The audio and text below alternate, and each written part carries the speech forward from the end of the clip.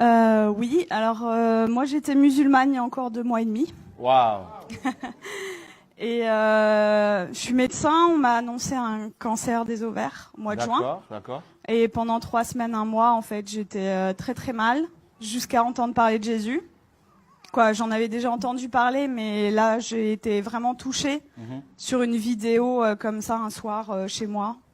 Et donc je me suis intéressée à cette personne et en fait j'avais pleuré pendant 3 semaines de tristesse et là je pleurais d'amour. Wow. Et je comprenais pas. Donc j'ai regardé beaucoup de vidéos témoignages sur Jésus et le soir même, c'était le 11 juillet de cette année 2018, Wow. je me suis mise à genoux dans ma chambre pour la première fois de ma vie devant Dieu et j'ai supplié pendant 20 minutes, Jésus, si tu existes vraiment, moi ça me suffit pas d'entendre parler de toi, je veux te voir. Et je veux te voir d'une façon que plus jamais de ma vie je vais douter de toi. Et en fait, pendant 20 minutes, j'ai attendu, j'ai supplié à genoux. Et il s'est rien passé, je suis retournée dans mon lit. Et là, j'ai entendu une voix qui me disait « Retourne-toi ». Et j'ai fait ma rebelle. J'ai dit « Mais il y a rien, il y a un mur blanc derrière moi ». Et j'ai entendu une deuxième fois « Retourne-toi » de façon très forte. Et là, je me suis retournée. Et en fait, au-dessus de mon lit, j'ai fait plusieurs pas de recul parce qu'il y avait la tête de Jésus, en fait. Wow. Et énorme. Et en fait, dans ses yeux, ses yeux sont pas comme les nôtres en fait. Il y a pas un cercle quoi. Il y a tous les univers dans ses yeux. Et en fait, il m'a regardé, il m'a transpercé le cœur. Et en fait, là, j'ai une urgence intérieure Wow. qui, pour une musulmane, est incompréhensible. C'est-à-dire que c'est pas venu de mon mental. Je devais me faire baptiser le plus vite possible. Oh, wow. Donc le lendemain, j'ai cherché partout où me faire baptiser. J'ai regardé des églises sur Internet. J'étais devant des églises, j'étais là postée. C'était le 12 juillet. Et ça parlait pas à mon cœur. Je disais non, non, non. Les catholiques, les protestants, non, non, non. Et à la fin de la journée, j'ai dit à Jésus, tu m'as donné cette envie-là, donc guide-moi. Et donc il m'a guidée en fait vers des personnes qui font des baptêmes dans des lacs, des piscines, des trucs. Et donc j'ai été baptisée le 13 juillet 2018. Et là, j'ai vraiment vu, parce que en fait, je suis médecin psychiatre, addictologue, et je croyais pas trop aux esprits, tout ça. Et là, j'ai vu des esprits sortir de moi, etc. Wow. Donc j'ai dit.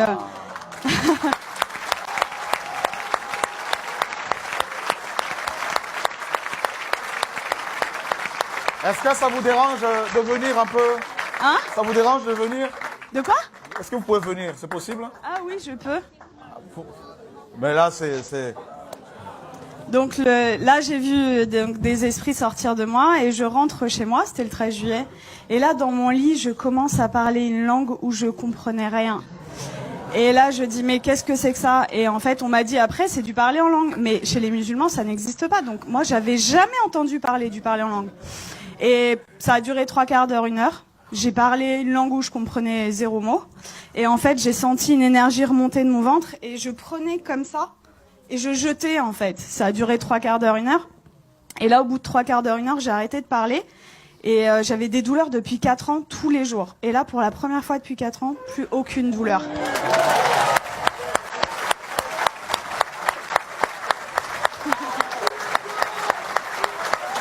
Wow.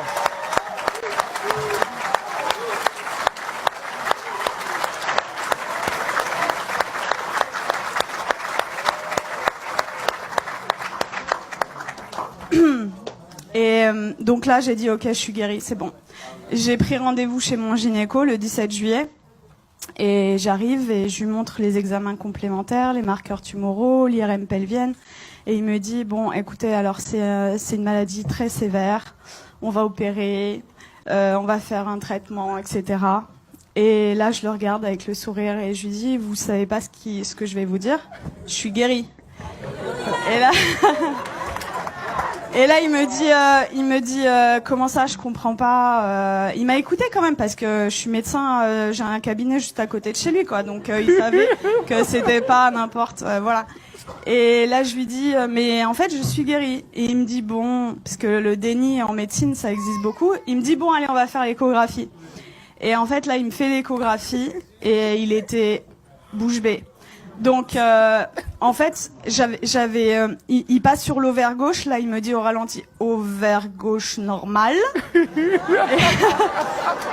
Et après il passe sur l'ovaire droit et il me dit, ah, il y a 2 images. Je dis ouais, et il me dit, ah mais attendez, c'est des follicules de maturation. Donc en fait les follicules de maturation, c'est ce qui donne les ovules, et moi je n'en avais plus.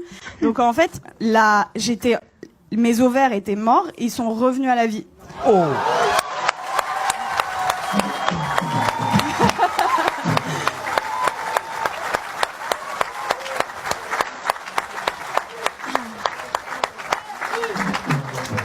Et là, il retire la sonde et il me dit, vous vous rhabillez, vous allez m'expliquer ce qui s'est passé. Et du coup, je lui raconte en gros que j'ai rencontré Jésus 6 jours avant, qu'il m'a guéri et tout. Et il me dit, bon, écoutez-moi bien. Moi, je crois en Dieu, donc je pense que c'est possible. Je suis juive, donc je pense que c'est possible. Mais vous êtes médecin, attention, gardez ça pour vous. Et là, je lui ai dit, j'ai rigolé. Je lui ai dit, c'est impossible. Je lui ai dit, je veux que le monde entier...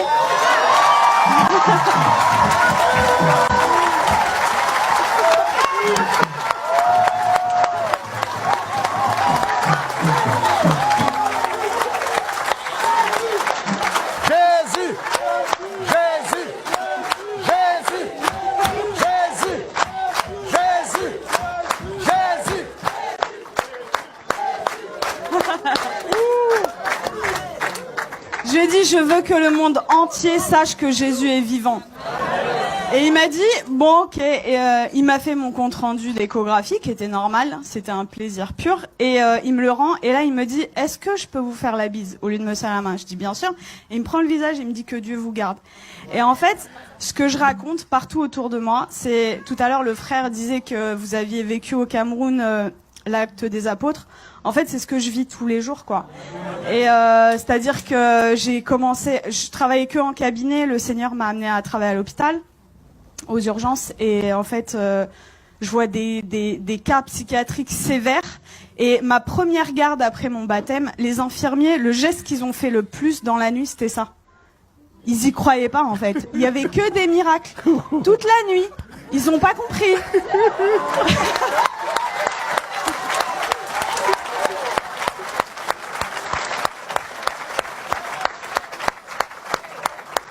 Et en fait, partout où je vais, partout où le Seigneur donc est avec moi, il se passe des miracles. Et c'est ce que je dis, en fait. Moi, ça fait que 2 mois et demi que je suis chrétienne. Et je vois les frères et sœurs, ils osent pas parler de Jésus. Ils ont limite honte de lui. Je dis, mais oh! Moi, je vais au salon de coiffure, il y a des coiffeuses qui sont guéries. Je vais à la boulangerie,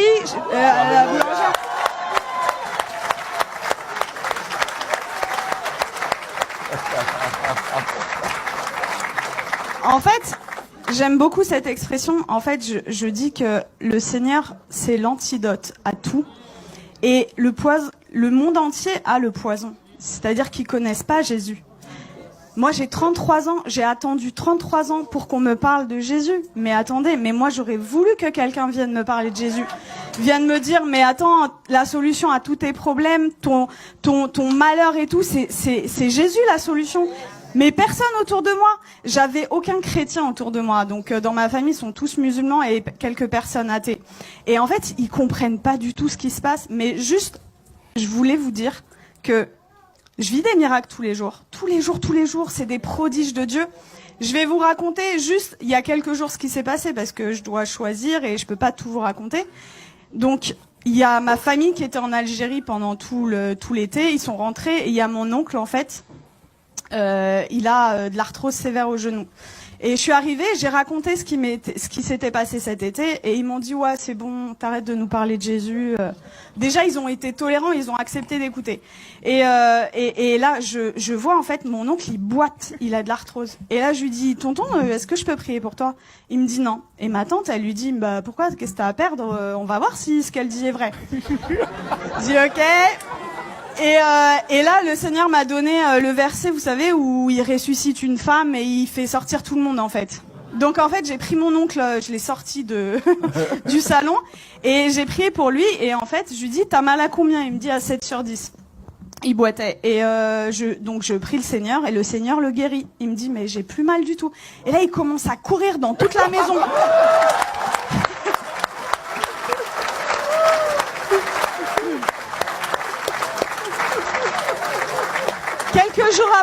Quelques jours après, je retourne dans la famille et là, il me dit, Nermine, tu vas pas me croire, j'ai vu mon ophtalmo. En fait, il voit son ophtalmo 2 fois par an.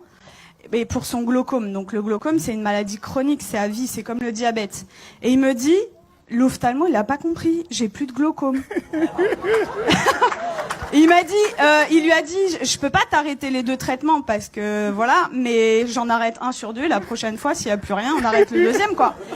Et donc ça, c'était mon oncle et mon père qui a 80 ans, musulman depuis 80 ans. Waouh. J'ai été le voir, ça faisait très longtemps que j'étais pas allée le voir, au moins 6 mois, 1 an. J'ai été le voir jeudi dernier.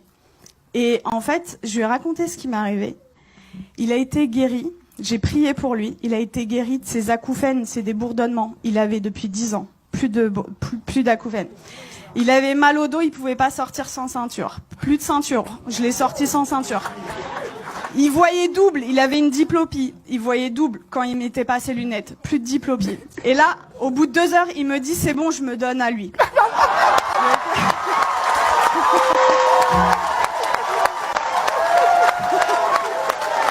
Jésus.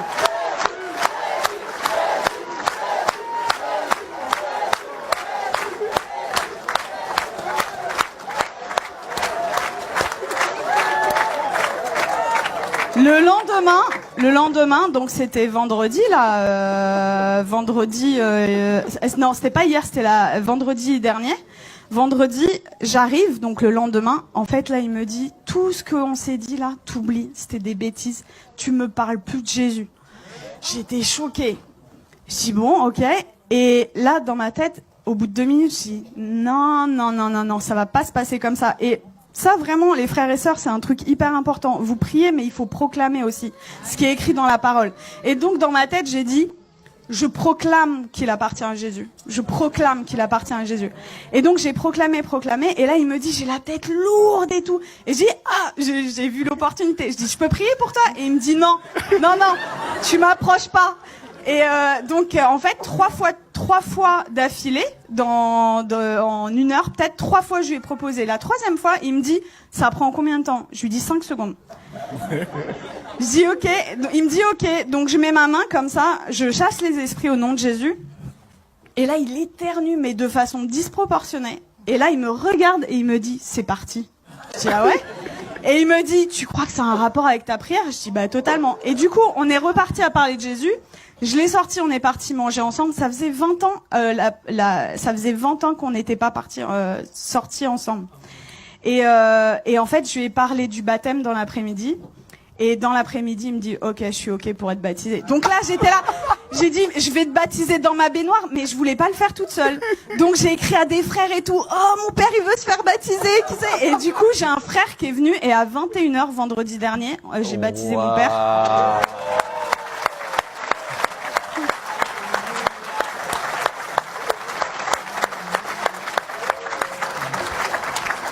Et voilà, pour vraiment vous dire que rien n'est impossible. Il a 80 ans, il est musulman, jamais. Alors après ma conversion, le Seigneur m'avait donné une vision où je baptisais mon père. Je disais ok Seigneur, mais waouh. Et en fait, ça s'est passé quoi. Donc vraiment, ne perdez pas espoir avec vos familles. Tout est possible. Pour nous, c'est impossible, mais pour le Seigneur, c'est possible. Et voilà, vraiment, votre vie, ça devrait ressembler au lac des apôtres, quoi.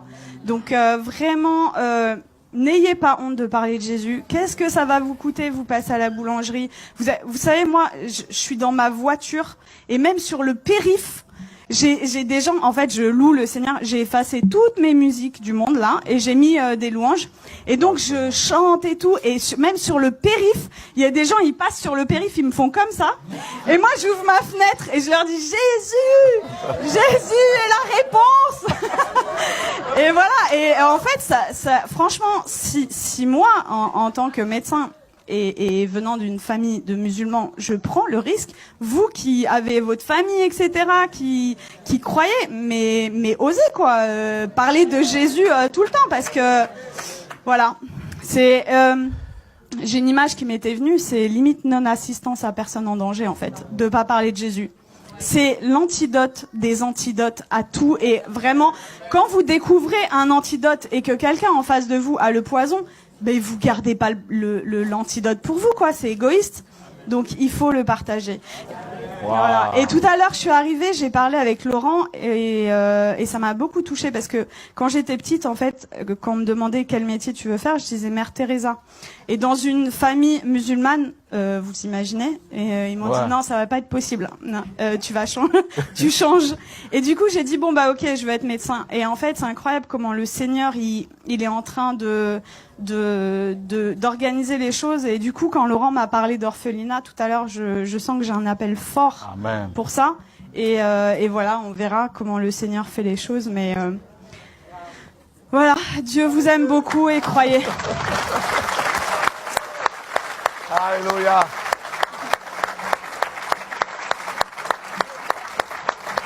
Wow. Gloire à Dieu.